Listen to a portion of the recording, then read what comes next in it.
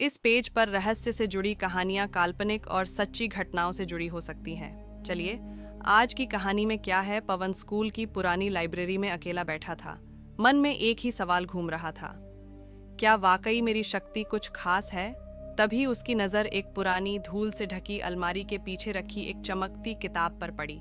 किताब का नाम था रहस्यमयी किताब। किताब खुद ब खुद उसके हाथों में आ गई। जैसे ही पवन ने उसे खोला, पहला पन्ना सुनहरी रोशनी में चमकने लगा। उस पन्ने पर लिखा था, जब तत्व आपस में लड़ने लगे, जब आग बेकाबू हो और पानी बाढ़ बन जाए, और जब हवा उड़ा ले जाए हर आशा, तब एक वह शक्ति प्रकट होगी जो किसी एक तत्व की नहीं बल्कि सभी की भाषा समझती है। उसका नाम होगा पवन। वही लाएगी संतुलन, वही रोकेगी विनाश। पवन की आंखें फटी की फटी रह गईं। यह भविष्यवाणी उसी के बारे में थी। वह कोई साधारण छात्र नहीं था, वह तत्वों के संतुलन का चुना हुआ रक्षक था।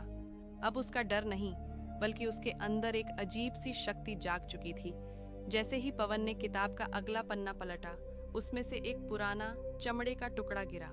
वह एक नक्शा था, हाथ से बनाया गया, हल्के नीले और हरे रंग से रेखांकित। नक्शे के बीचों बीच एक चिन्ह चमक रहा था, चारों तत्वों का प्रतीक, आग, पानी, हवा और पृथ्वी, एक गोल घेरे में बंधा हुआ। उस चिन्ह के नीचे लिखा था, जहाँ चार तत्व मिलते हैं वहीं छुपा है संतुलन का मंदिर।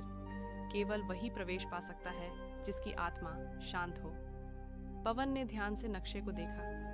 रास्ता स्कूल से शुरू होता था और जंगल के एक खास हिस्से की ओर जाता था, जहाँ कोई छात्र कभी नहीं गया था। उसे याद आया कि हेडमास्टर ने एक बार कहा था, हर शक्ति का एक स्रोत होता है, लेकिन वहां पहुंचना सबके बस की बात नहीं। उस रात पवन अकेले ही जंगल के भीतर निकल पड़ा। रास्ता घना था, लेकिन नक्शा जैसे खुद उसकी मदद कर रहा था। एक पेड़ से गिरा पत्ता, एक चहचहाता पक्षी, एक हल्की सी हवा, सब कुछ उसे सही दिशा में ले जा रहा था।